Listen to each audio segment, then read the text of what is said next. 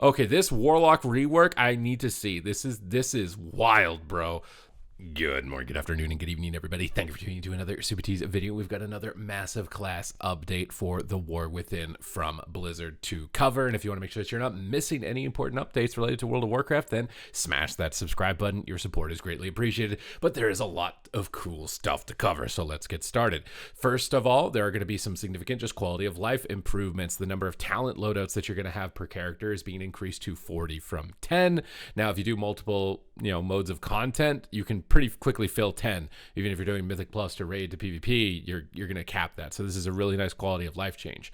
Now, a major change that's happening right here, which is affecting a lot of melee classes, is that they are removing increased melee range talents across the game. This includes Astral Influence for something like Feral Druid, Acrobatic Strikes for Rogues, and default melee range, though, has been increased since these talents were originally created. So they now allow specs to attack from well outside where they appear to be, and so they make the melee experience inconsistent across classes in a way that we're not happy with, so we are removing them. Do note that melee DPS are getting a ton of mobility increasing effects, so this will probably not be felt so terribly, although maybe more people will feel like warriors do, at least in like PvP situations. So I think this actually makes sense to make melee again. For rogues, Deathstalker is now going to be available for testing. I'll be covering this obviously as I have all my other specializations. If you want to check those out, I'll have videos linked at the end.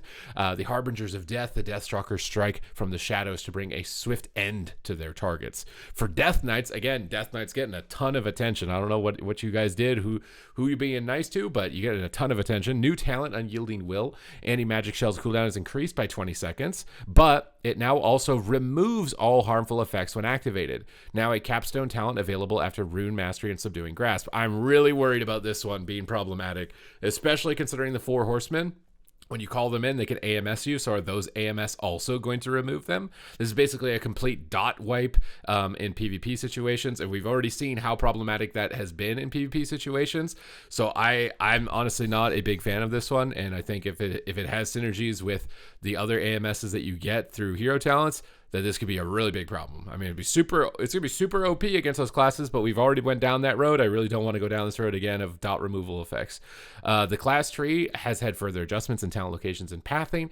Osmosis Healing received while anti-magic shell is active is increased by 15, is now 1 point down from 2. Runic Protection Armor is going up to 6% from 3, and it's now 1 point talent, so you're gonna get a lot more variety of talents. Blood Draw cooldown reduced to 2 minutes from 3. A lot of cooldown reduction changes, I think, throughout this from what I saw as I just scanned through it.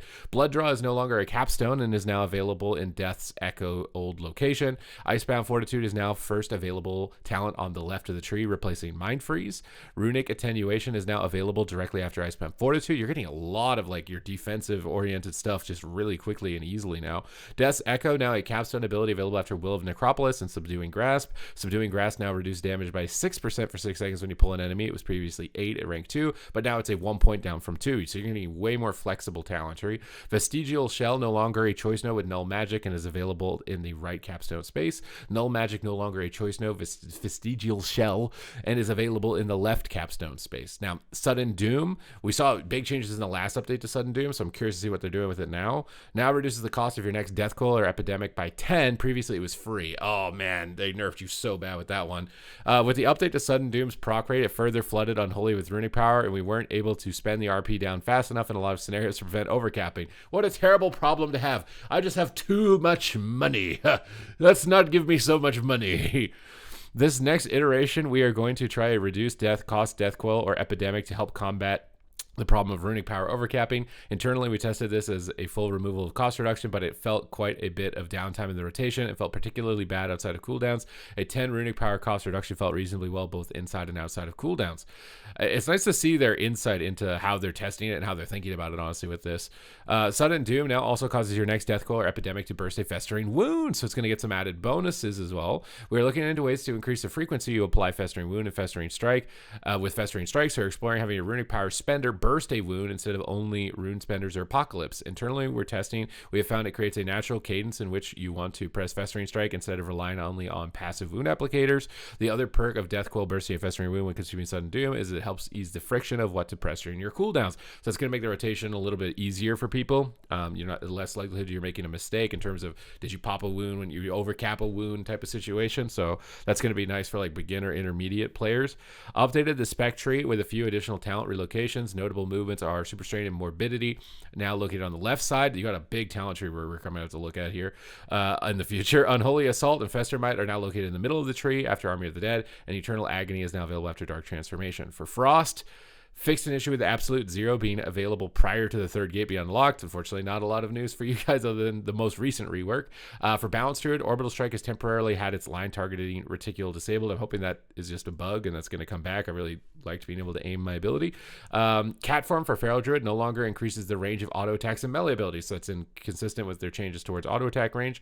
Omen of Clarity Clear Casting Aura added to the personal resource bar, and Omen of Clarity Clear Casting Aura no longer highlights the spell icons for Shred, Swipe, and Thrash. For Evoker, Deep Breath, Landslide, and Breath of Eons temporarily have had their line targeting reticule disabled. So, okay, this is the bug that was DCing me on the alpha. That's why they're doing this. I couldn't even use Incarn or probably test it. Okay, I see what they're doing now. Life Cinders now upgrades Renewing Blaze to allow one friendly target. If no target is selected, it will find a nearby injured ally. For Chrono Warden, Preservation, Instability Matrix reduces Empower spell cooldown by 6 seconds. It was previously 10, so a little bit less cooldown reduction. Fan the Flames has been readjusted. Instead of extending and Kindle, it now adds 100% more damage or healing into the periodic effect. In addition, the tooltip now clarifies that this effect active all Enkindles. Now, I've never played Enkindle with this specifically. So Traveling Flame now extends Dream Breath or Fire Breath by 8 seconds and causes it to spread to a nearby target. Was cause it to a spread or refreshes if no valid targets were present. Consume Flame now consumes 4 seconds of your Fire Breath, or Dream Breath it was 8 seconds. Amount of healing or damage is now equal to 300% of that and now scales with haste. Devastation Evoker. The goal with these changes is primarily to increase the viability of the left side of the Devastation tree. We hope this can allow Devastation to be more flexible in their talent choices and have options to build around Firestorm if they wish. Firestorm has just been really bad, like I think the entire time of Dragonflight. So let's see what they're going to do here. Firestorm radius increased to 10 from 8, and Firestorm's tick rate now increases with haste. New talent, Scorching Embers. Enemies take 20% increased damage from your red spells while affected by Fire Breath. And Feed the Flames has been redesigned. Now causes enemies to take 20% more damage from Pyre and Disintegrate if they are inside your Firestorm. And that's the main problem, right? It's like the reverse case of Rune of Power that mages used to have to stand in to increase their damage. Now it's your enemies need to stay in this location for you to do damage, which is even worse than the one where you can stand and control where you're standing. So it's like the reverse type of mechanic, which is probably initially why these talents are more undesirable. Snapfire has been slightly redesigned. Now grants a free cast of Firestorm that does not trigger the cooldown. It now also triggers from Pyre instead of Living Flame. Interesting. The free cast of Firestorm that does not trigger the cooldown is so the Snapfire proc will have its full value and if Firestorm wasn't on cooldown. Imminent Destruction now also increases Disintegrate and Pyre's damage by 10% in the last 12 seconds. Imminent Destruction has swapped places with Feed the Flames in the talent tree. Honed Aggression now increases Azure Strike and Living Flame damage by 10%. So it seems like really big buffs towards like fire spells and fire specific for Devastation. I'll have to test that out to see how that works. I'm really interested to see the Warlock changes on this because it seems like they gave them another complete rework, but we got Arcane in the meantime. Energized Familiar now fires 4 bolts during Arcane Surge. Was Time Warp or other similar effects. A Wizened Wit decreases the Arcane Blast cast time by 5% down from 10. Oh no, man. They're already making you have to cast Arcane Blast a little bit more now in PvP situations with this build, and that's going to feel... I just ran like some delves on Arcane, and that's going to feel bad, I think. Mana Adept and Slipstream have swapped places. Clear casting chance to trigger is no longer tied to mana spent, and now has a 10% chance of triggering when casting any damaging spell. Interesting. You can no longer trigger clear casting by casting damaging spells while out of combat. So you can't cheese stuff.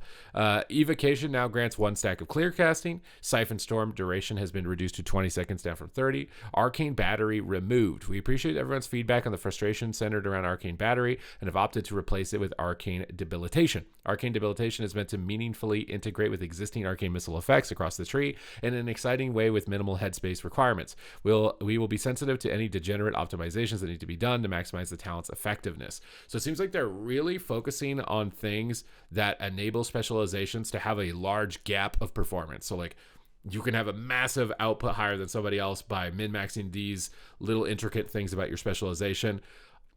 I personally, like my opinion of that, if it gets more people to play the game, then sure, let's do it. But I'm worried that if you go too far down that route to where it's like indistinguishable between someone playing correctly and not playing correctly, that the game's going to get boring and that less people will play over time is my concern with it. So debilitation is going to be doing damaging a target with arcane missiles applies arcane debilitation, increasing their damage taken from your arcane missiles, barrage, and blast by 0.5 to 1% for 6 seconds, and new stacks do not refresh. So it's just more damage during your rotation, basically. Time loop has been redesigned. When you apply a stack of arcane debilitation, you have a 10% chance to apply another stack of debilitation, and this effect can trigger off of itself, so you can really stack this fast. Aether Attunement has been redesigned. Consuming clear casting has a 15% chance to grant you Aether Attunement, causing your next arcane missiles to deal 150% increased damage to your primary target, and fires up to 4 nearby enemies, dealing 100%, and with that previously stacking effect, could be pretty scary. Aether Attunement is now tracked on the personal resource display, and Arcane Debilitation is now tracked on enemy nameplates. Lay Drinker has been redesigned. Consuming Nether Precision has a 15% chance to make your next Arcane Blast or Arcane Barrage echo, repeating its damage at 25% effectiveness to the primary target and up to 4 nearby enemies. Lay Drinker visuals have been updated. New talent, Surging Urge. Arcane Surge damage increased by 5% per Arcane Charge.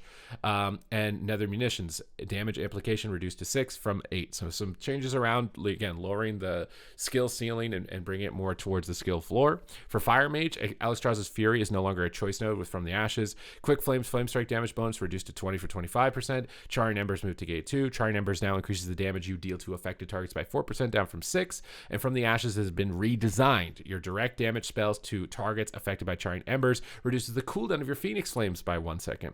Deep Impact has been redesigned. Meteor now turns on one target hit into a living bomb. Additionally, its cooldown is reduced by 15 seconds. Interesting. So Meteor was not looking super desirable, so adding ways to make Meteor more cool or desirable I think is a good idea with this.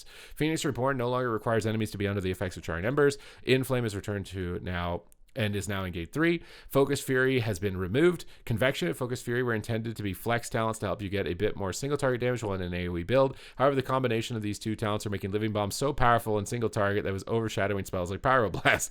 We don't have a problem with Living Bomb being present in single target builds, but it shouldn't be one of your highest damage contributors.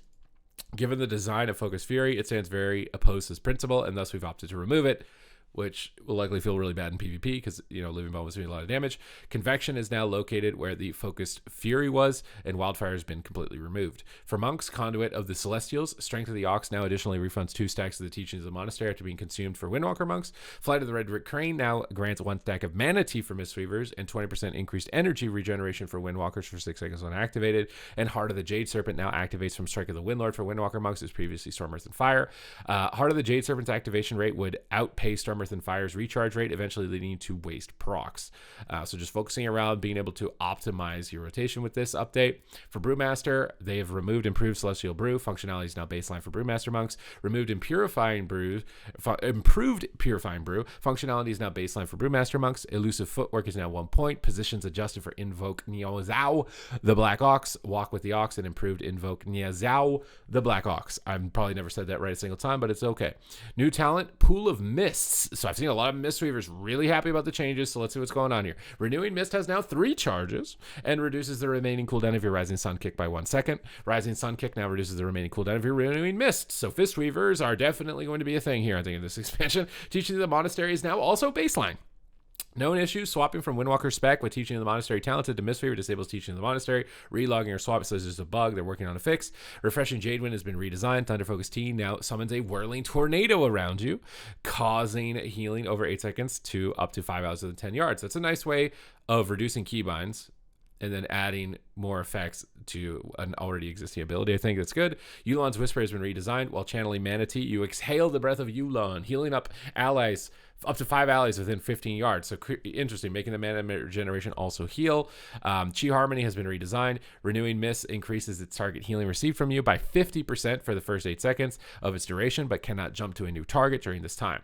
We're making an adjustment to Chi Harmony to cut down on the amount of active auras on frames now, and it's here to stay as a talent. Renewing Mist will have a new icon indicating when its Chi Harmony healing increase is active, and it will swap back to its original icon when Chi Harmony window's ending. That's cool. So updating the little icon at the bottom so you know when you're getting your buff increase. I think that's a good decision there. Crane Style has moved to Teaching of the Monastery's previous location. Misty Peaks now is a 4 to 8% chance to activate. It now extends Enveloping Mist on targets if Enveloping Mist is present. It previously would not proc. Windwalker, new talent, Jadefire Fists. At the end of your Fist of Fury channel, you release a Jadefire Stomp, and this effect can occur once every 20 seconds. This shares a choice with Jadefire Stomp. This talent is not yet implemented. We want feedback. So, I mean, this gives you a little bit less control of precision of where you're going to be putting this, but it reduces keybind bloat at the same time. So this could be nice. Bit worried about not being able to precisely know where you want to be putting your Jadefire because maybe you wanted to use Fist. But I think that this could be a nice way of removing, or, cutting down some of the excess keybinds on Windwalker. For Paladin, Crusader's Reprieve has been removed. Touch of the Light has been moved to Crusader Reprieve's position. And Incandescence now functions with Divine Hammer for Retribution. For Priest, Shadow Crash is now a choice node with Void Crash. Hurl a bolt of slow-moving void energy at your target, dealing shadow damage to all enemies within 8 yards. I want to see what Void Crash looks like. Shadow Crash's tooltip has been updated to specify that it is aimed at a location to make it more clear for the differences between each choice node. For Rogue, Fatebound, Deal Fate now specifies it generates exactly 1 combo point per use of any listed ability, and Deep Fate's effect now includes Ambush for Assassination and also for Outlaw while Hidden Opportunity is talented. Venom Rush is removed. That's a big one, so no more energy regen from your poisons. New talent, Sanguine Stratagem. Gain 1 additional max combo point. Your finishing moves that consume 5 or more combo points have increased effects, and your finishing moves deal 5% increased damage. That sounds like an already existing talent for Rogue, no? That's just the same thing layered on top, I think. Blade Flurry radius is now increased to 8 yards. It was previously melee range. I think that's probably because acrobatic strikes and all the other changes are compensating for that. For Demonology, the size of the Gloomhound and the Charhound has been decreased by 20%. They don't want all your demons looking too big. They can't be bigger than the Tyrant. They don't want to be upsetting the Tyrant too much, Now we got Destruction. Cooldown of Summon Infernal reduced by a minute. It's now 2 minutes. That's crazy. Decimation has been redesigned. Your critical strikes have a chance to reset the cooldown of Soulfire and reduce its cast time by 80%. Instant cast Soulfires. Scalding Flames has been redesigned. Increases the damage of Immolate by 25% and its duration by 3 seconds. The duration is not because it matters so much if you're running the 1 hero talent build that makes it instant cast, I think. New talent, Indiscriminate Flames.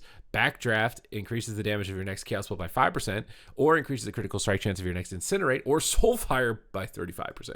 So you can get that fast cast Soulfire. That bad boy gonna crit real big. Okay. New talent, Blistering Atrophy. Increases the damage of Shadowburn by 20%, and Shadowburn always critically strikes a target that is below 30%. I like that they're bringing back the Execute mechanic. I've missed the Execute mechanics on a lot of classes like Soul Reaper and stuff for Death Knight. I like that. That's good. I like that. New talent, Fiendish Cruelty. When Shadowburn fails to kill a target that is at or below 30% health, its cooldown is reduced by 5 seconds. That's also crazy. New talent, Demon Fire Mastery. Increases the damage of Channel Demon Fire by 30%. Deals its damage 35% faster. I've never really liked Demon Fire. I don't really like that. If you like Demon Fire, hey, look at that. Demon Fire is more cool. New talent, Improved Chaos Bolt. Increases the damage of Chaos Bolt by 10% and reduces its cast time by 0.5 seconds. New talent, Avatar of Destruction. Consuming Ritual of Ruin now summons an Overfiend for 8 seconds, and the Overfiend will generate 1 Soul Shard fragment every 0.5 seconds and cast Chaos Bolts at its target, dealing chaos damage. This guy was already crazy, and it looks like he's even more crazy. New talent, Dimension Ripper. Not implemented yet. Incinerate has a chance to create a Dimensional Rift or recharge Dimensional Rift if learned. Oh my god, dude, what about the AoE Incinerates? They're just going to be spawning rifts on people. You're just going to be, oh my god, that's going to be disgusting. New talent, Flame Rift. Dimensional Rift can now summon the powerful Flame Rift. New talent, Lessons of Space and Time. While you have a Dimensional Rift open, all of your damage is increased by 5%. Does that stack?